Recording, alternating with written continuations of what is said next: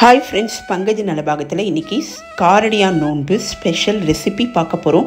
First time channel பார்க்குறவங்க மறக்காமல் சேனலை சப்ஸ்கிரைப் பண்ணிக்கோங்க. இந்த ரெசிபி பண்ணுறதுக்கு நான் காராமணி எடுத்திருக்கேன். 1/4 கப்பு காராமணியை ஒரு பாத்திரத்தில் சேர்த்துக்கலாம். கை பொறுக்கிற அளவுக்கு சூடு இருந்தால் போதும். அந்த அளவுக்கு நம்ம வறுத்து இதை நல்லா கழுவி குக்கரில் வேக வச்சிடலாம். சப்போஸ் காராமணியை 10 நிமிஷம் ஊற வச்சுட்டு நீங்கள் குக்கரில் வேக வச்சா கூடயும் நல்லா மை போல் வெந்துடும். ஊற வைக்க டைம் இல்லை அப்படின்றவங்களுக்கு இந்த மாதிரி ஒரு பாத்திரத்தில் நல்லா வறுத்துட்டு நல்லா 2 தடவை கழுவி வேக வச்சிடலாம். தேங்காய் எடுத்திருக்கேன். தேங்காய் வந்து 1/2 மூடி எடுத்திருக்கேன். அதை நல்லா மிக்சியில் நான் ரெடி பண்ணி வச்சுருக்கேன். அரிசி மாவு 2 கப் எடுத்திருக்கேன். வெள்ளை அடை உப்படை 2த்துக்கும் சேர்த்து நம்ம சலிச்சு வச்சிடலாம். இது கடையில் வாங்கின அரிசி மாவு. சப்போஸ் வீட்லேயே நம்ம பச்சரிசியை நல்லா ஊற வச்சுட்டு அதை உலர்த்தி மிக்சியில் பொடிச்சு வச்சுருந்தாலும் நல்லா சலிச்சு எடுத்துக்குங்க. இப்போ ஒரு பாத்திரம் எடுத்துக்கலாம். இதில் அடுப்பை சிம்மில் வச்சுட்டு 2லேருந்து 3 நிமிஷம் நல்லா வறுத்துடலாம். இது எதுக்கு இப்படி பண்ணுறோன்னா அடை ஓரங்களில் விண்டு போகாமல் இருக்கிறதுக்காக இந்த மாதிரி 2லேருந்து 3 நிமிஷம் நல்லா சூடுபடுத்துகிறோம். இந்த மாதிரி செய்யும்போது நமக்கு ஓரங்களில் அடை விண்டு போகாமல் இருக்கும். இது பக்குவம் எப்படி பார்க்கணும் அப்படின்னா,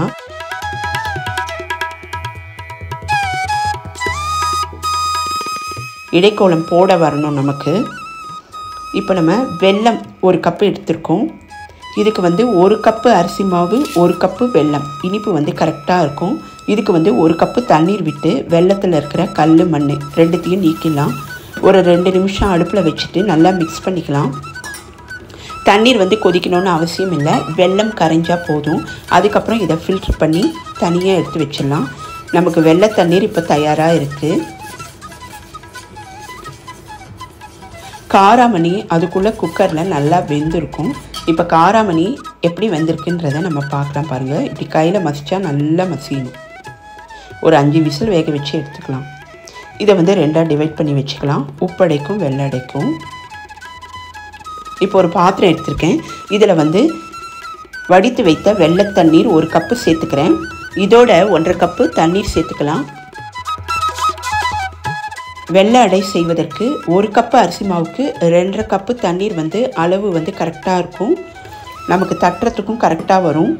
அதனால் இந்த மெஷர்மெண்ட்டை மட்டும் நீங்கள் மிஸ் பண்ணாமல் பார்த்துட்டு செஞ்சுக்குங்க, கரெக்டாக வரும். இதில் தேவையான அளவு காராமணி சேர்த்துக்கலாம். அடுப்பை சிம்மில் வச்சிடலாம். 1/4 கப்பு தேங்காய் சேர்த்துக்கலாம். தேங்காய் எவ்வளோ சேர்க்குறோமோ அந்தளவுக்கு டேஸ்ட் நல்லாயிருக்கும். வாசனைக்கு 1/4 டீஸ்பூன் ஏலக்காய் தூள் சேர்த்துக்கலாம். 1 டேபிள் ஸ்பூன் நெய் விட்டுக்கலாம். இப்போ ஒரு மூடி போட்டு விட்டுட்டோன்னா தண்ணீர் கொதிக்க ஆரம்பிக்கும். நம்ம ஏற்கனவே வறுத்து வைத்த அரிசி மாவு 2 கப்பு இருக்குது. அதிலிருந்து 1 கப்பு நல்லா மெஷர் பண்ணி எடுத்து வச்சுருக்கேங்க. இப்போ இந்த 1 கப்பை அடுப்பை சிம்மில் வச்சுட்டு தண்ணீர் கொதிக்கும் போது நம்ம சேர்த்துக்கலாம். நமக்கு வெள்ளை அடைக்கான மாவு தயாராகிடுச்சு. பாருங்கள் எவ்வளோ கெட்டியாக, இந்த அளவுக்கு கரெக்டாக இருக்கணும். அப்போ தான் ஆற இது கொஞ்சம் கெட்டியாகும். தட்டுறதுக்கும் நமக்கு நல்லா வரும். இதை நல்லா சூடு ஆற விட்டுடலாம்.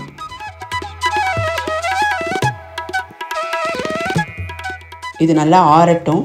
நம்ம அதுக்குள்ளே உப்படைக்கு தயார் பண்ணிக்கலாம். இதில் தேங்காய் எண்ணெய் 3 டேபிள் ஸ்பூன் சேர்த்துக்கலாம். தேங்காய் எண்ணெய் சேர்த்தோன்னா ரொம்ப வாசனையாக நல்லா இருக்கும். அதனால் மிஸ் பண்ணாமல் தேங்காய் எண்ணெய் சேர்த்துக்குங்க. இதில் கடுகு உளுத்தம்பருப்பு தாளிச்சிடலாம். பச்சை மிளகாய் காரத்துக்கு ஏற்ற மாதிரி சேர்த்துக்கலாம். இஞ்சி சேர்த்துக்கலாம். கருவேப்பிலை சேர்த்துக்கலாம். அடுப்பை சிம்மில் வச்சுக்கலாம். வருகிற மார்ச் 14ஆம் தேதி காரடியான் நோன்பு வருகிறது. மாசி பங்குனி 2ம் சேர்கிற டைமில் இந்த காரடியான் நோன்பை கொண்டாடுவாங்க. விடிய காலையிலேயே இந்த அடையெல்லாம் பண்ணி சுவாமிக்கு நிவேத்தியம் பண்ணிவிட்டு அதுக்கப்புறம் நம்ம நோன்பு நோக்கணும். இந்த ப்ரிப்ரேஷன்லாம் பண்ணுறதுக்கு எனக்கு 45 நிமிஷம் ஆச்சு. இப்போ உப்படைக்கு 2 கப்பு தண்ணீர் எடுத்துட்டால் போதும். அளவு கரெக்டாக இருக்கும். இந்த மெஷர்மெண்ட்டை மட்டும் நீங்கள் கரெக்டாக பார்த்துக்குங்க. நமக்கு அடை மாவு கரெக்டாக தயாராகிடும். இதில் தேவையான அளவு காராமணி, தேங்காய், உப்பு சேர்த்துக்கலாம். சேர்த்துட்டு நல்லா மிக்ஸ் பண்ணிவிட்டு ஒரு மூடி போட்டு விட்டுடலாம். உப்படைக்கு வந்து தண்ணீர் வந்து கொதிக்க ஆரம்பிக்கும் போது நம்ம மீதி இருக்கிற ஒரு கப்பு மாவை ஏற்கனவே வறுத்து வைத்திருந்தோம். அந்த மாவை வந்து இதில் சேர்த்துட்டு உப்படைக்கான மாவை வந்து நம்ம இங்கே தயார் பண்ணிக்கலாம்.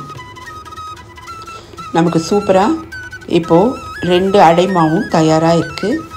அதுக்குள்ளேயும் நம்ம வெள்ளை அடை தயார் பண்ணுறதை வந்து முதல்ல பார்த்துடலாம். இந்த மாதிரி ஒரு வாழை இலையில் இந்த மாதிரி தட்டிடலாம். பாருங்கள், சூப்பராக தட்ட வருது. ஓரங்கள்லேயும் நமக்கு விண்டு போகாமல் இருக்கும். நடுவில் ஒரு ஹோல் போட்டுக்கலாம். இது வந்து ஈஸியாக வெந்துடும். சப்போஸ் வாழை இலை இல்லை, கிடைக்கல அப்படின்னா நீங்கள் கவலையே பட வேண்டாம். இட்லி தட்டில் கூடி நம்ம தட்டிக்கலாம். நான் சொன்ன இந்த அளவை வந்து நீங்கள் கரெக்டாக மெஷர் பண்ணி பண்ணிங்கன்னா இட்லி தட்டிலையும் சூப்பராக நமக்கு வரும். நான் அதையும் இங்கே செஞ்சு காமிச்சிருக்கேன் பாருங்கள். இட்லி தட்டில் நெய் தடவிக்கலாம். அப்போ தான் நல்லா வாசனையாக இருக்கும். நெய் தடவிட்டு நம்ம தட்ட ஆரம்பிக்கலாம். சூப்பராக தட்ட வரும்.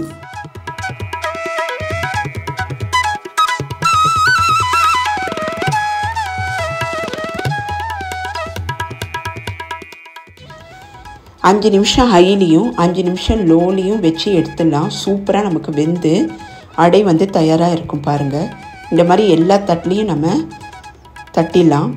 வாழை இலை கிடைக்கல அப்படின்றவங்களுக்கு இந்த மாதிரியும் ஈஸியாக நம்ம பண்ணிக்கலாம். நல்லா வேக வச்சு எடுத்துட்டு ஒரு 2 நிமிஷம் நல்லா ஆற வச்சு எடுத்தோன்னா அப்படியே கையிலேயே சூப்பராக எடுக்க வரும். நமக்கு வாழை இலையில் தயார் பண்ண அடையும் தயாராக இருக்குது. இட்லி தட்டிலையும் நம்ம வச்ச அடையும் தயாராக இருக்குது. பாருங்கள், சூப்பராக பாருங்கள். ஈஸியாக இந்த மாதிரி கையில் எடுக்க வரும். ஓரங்கள்லாம் விண்டு போகாமல் இருக்குது பாருங்கள். இப்போ நமக்கு வெள்ளை அடை தயாராகிடுச்சு. உப்படை செஞ்சிடலாம். இதே மாதிரி வாழை இலை அப்படி இல்லைன்னா இட்லி தட்டில் தேங்காய் எண்ணெய் தடவிக்கலாம். சப்போஸ் கையில் ஒட்டுற மாதிரி இருக்குது அப்படின்னா பக்கத்தில் கொஞ்சமாக தண்ணீர் தொட்டு இந்த மாதிரி தட்டிக்கலாம். இதே முறையிலையும் உப்படையை வேக வச்சு எடுத்துடலாம். உருகாத வெண்ணெயும் ஓரடியும் நூற்றேன், ஒரு காலம் என் கணவர் பிரியாது இருக்கணும் அப்படின்னு சொல்லிட்டு இந்த நோன்பை வந்து மார்ச் 14ஆம் தேதி நோட்பார்கள். கணவன் ஆயுள் பெருகிறதுக்காகவும் குடும்பம் வந்து சுபிக்ஷமாக இருக்கிறதுக்காகவும் செய்வாங்க. நான் வந்து ஒரு வாரத்துக்கு முன்னாடியே வெண்ணெயை வந்து தயார் பண்ணி எடுத்து வச்சுருக்கேன். இந்த வெள்ளை அடைக்கு வந்து வெண்ணெயை நைவேத்தியமாக பண்ணும்போது ரொம்பவே நல்லாயிருக்கும். சாப்பிட்றதுக்கும் நல்லாயிருக்கும். நீங்கள் இந்த முறையில் இந்த ரெசிபியை பண்ணி பாருங்கள். இன்னொரு வீடியோவில் மீட் பண்ணுறேன். பாய்.